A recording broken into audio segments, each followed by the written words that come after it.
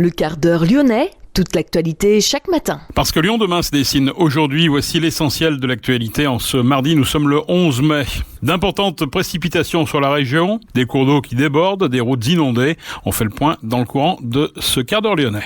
Cafés, bars et restaurants vont rouvrir leurs terrasses le 19 mai. Dans quelles conditions ? Matignon a donné des précisions. Le centre de vaccination de Gerland donne un nouveau coup d'accélérateur en ouvrant ses portes ce soir de 20h à minuit. 852 patients atteints du Covid-19 sont encore pris en charge dans les établissements du Rhône. Les agents des finances publiques mobilisés hier à Lyon, ils dénoncent notamment la fermeture des trésoreries. Laurent Wauquiez, en déplacement à Tarare, doit officialiser sa candidature aujourd'hui pour les régionales. À la découverte dans ce quart d'heure lyonnais de Oupsi, un triporteur pour des menus véganes sur les marchés et dans les parcs à Lyon. Bonne nouvelle pour la diversité, le loup qui n'avait plus été aperçu dans le Rhône depuis plus d'un siècle fait son retour. Jean-Michel Aulas, le président de l'OL, signe une convention de partenariat et rejoint l'entreprise des possibles pour venir en aide aux sans-abri. Lyon demain, le quart d'heure lyonnais, toute l'actualité chaque matin. Gérald de Bouchon. Bonjour à tous et bienvenue dans ce quart d'heure lyonnais. Les pompiers ont effectué une centaine d'interventions hier. Des interventions liées au vent et à la pluie, quelques inondations dans des bâtiments, mais surtout des routes inondées. L'avenue de la Croix-Laval à Marcy-l'Étoile coupée à la circulation. La RD 488 a également été fermée à la circulation dans la soirée au niveau du péage de Givors-Ouest. Des éboulements ont été causés par les intempéries. En Isère aussi, la pluie a provoqué le débordement de la Cévennes. La ville de Lyon a fermé ses parcs.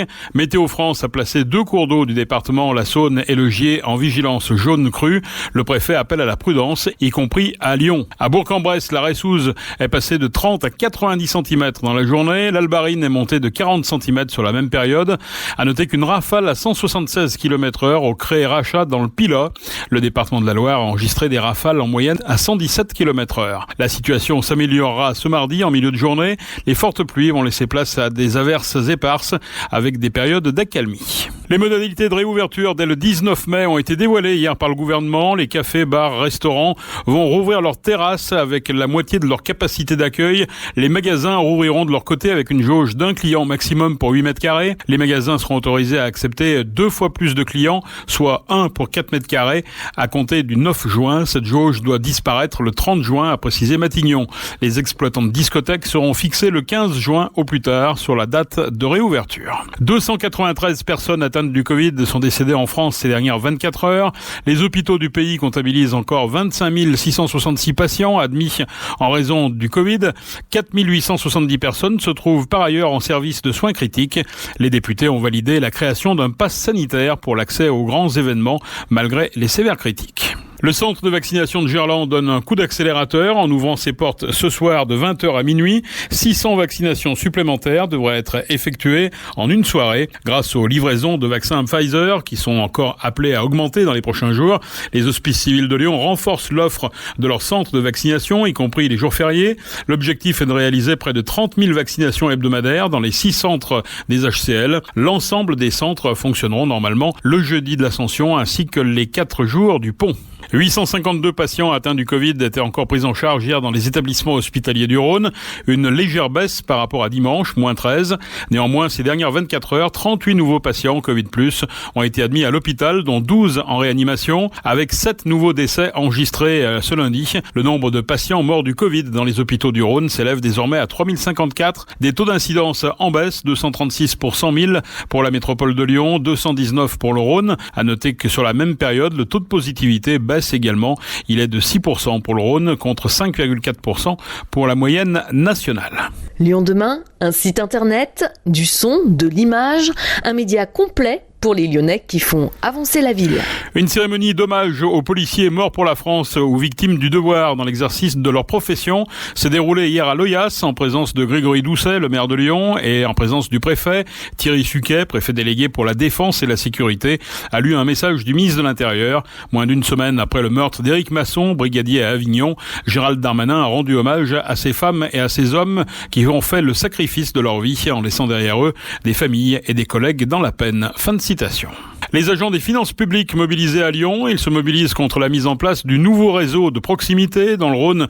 Ce plan se traduit par la fermeture des trésoreries actuelles à partir de septembre et par une vaste réorganisation. 21 trésoreries sur 27 vont fermer entre septembre de cette année et janvier 2023.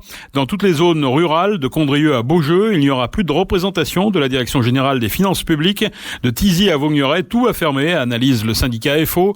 Les agents mobilisés hier devant la cité administrative, rue Garibaldi, dénonçait une casse du service public. La direction, elle, mise sur les maisons France Service pour développer son offre d'accessibilité. Les agents répondent qu'il n'y aura pas de fonctionnaires des finances publiques pour répondre à toutes les questions des contribuables, mais uniquement des personnes qui pourront aiguiller les usagers vers le portail de l'administration fiscale. Les syndicats dénoncent des effectifs en baisse, 80 emplois supprimés dans le Rhône, des départs en retraite non remplacés pour la plupart. Lyon demain, la radio lyonnaise à écouter partout dans le monde. Le secret de Polichinelle va tomber ce mardi. Laurent Wauquiez, en déplacement à Tarare, dans une entreprise de textile, va annoncer en effet qu'il est candidat à sa propre succession. Annonce qu'il renouvellera à Clermont-Ferrand un peu plus tard dans la journée. Ses partisans ont d'ailleurs commencé à tracter le week-end dernier. Le dépôt des listes, qui a débuté hier, doit être effectif le 17 mai. Certains de ses adversaires, comme l'écologiste Fabienne Grébert, arpentent la région depuis l'automne dernier. Il lui reproche d'avoir fait campagne jusque-là avec les moyens de la collectivité. Les têtes de liste départementales de Laurent Wauquiez seront dévoilées dans les prochains jours, département par département. Dans le Rhône, ce sera sans doute le député LR Bernard Perru. Dans l'Ain, Stéphanie Pernaut-Baudon et Alexandre Nanchy qui mèneront la liste. Laurent Wauquiez sera lui tête de liste en Haute-Loire. On évoque aussi les noms de Jean-Pierre Tête dans la Loire, Juliette Jarry ou Philippe Meunier dans la métropole de Lyon. Il y a des régionales mais aussi des départementales. Christophe Guillotot, le président LR sortant du conseil départemental, candidat lui-même dans le canton de Brignais, a d'ailleurs présenté hier ses candidats. Contrairement à 2015, LR et UDI partent ensemble, craignant le RN dans certains cantons. Dans le canton de Belleville, l'UDI Bernard Fialer, devenu sénateur, ne se représente pas. Il est remplacé par le nouveau maire de Belleville. Dans le canton de Mornan, Renaud Pfeffer préfère être candidat à la région. Autre nouveauté, la candidature de l'ancien député LR Patrice Vercher, maire de Cours. Il est candidat dans le canton de Thizy-les-Bourgs, Didier Fournel ne repartant pas. Enfin, Antoine Dupéret, LR, l'ancien maire d'Ouin jusqu'en 2017, est à nouveau candidat, mais sous les couleurs du Rassemblement national. Lyon demain, en mode doux. Les entrepreneurs à vélo se font de plus en plus nombreux. Il y a celles et ceux qui transportent, qui réparent ou qui cuisinent. Nous avons rencontré Vic sur le marché du Quai aux Gagneurs.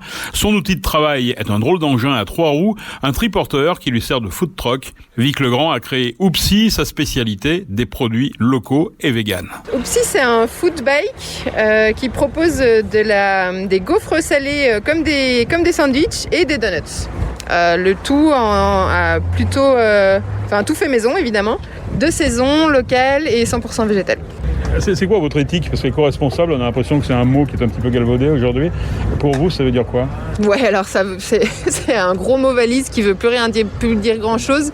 Moi, j'essaye d'avoir les pratiques les plus vertueuses et qui aient le moins d'impact possible sur l'environnement et sur les gens.